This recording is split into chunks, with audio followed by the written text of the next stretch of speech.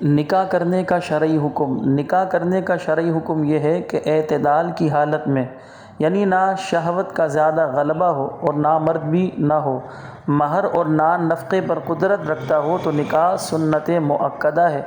ज़िना में पड़ने का अंदेशा है और ज़ौजियत के हुकूक पूरे करने पर कादिर है तो वाजिब, और अगर ज़िना में पड़ने का यकीन हो तो निकाह करना फ़र्ज़ है।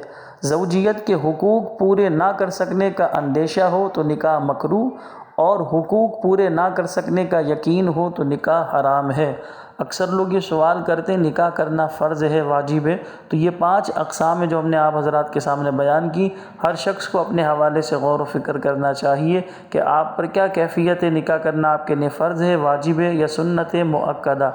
और बाज़ सूरतों में हमने आपको बताया निकाह करना इंसान के लिए मकरूह तहरीमी, और बाज़ सूरतों में निकाह करना भी हराम हो जाता है। हमें अपनी दुआओं में याद रखिएगा। अस्सलामु अलैकुम।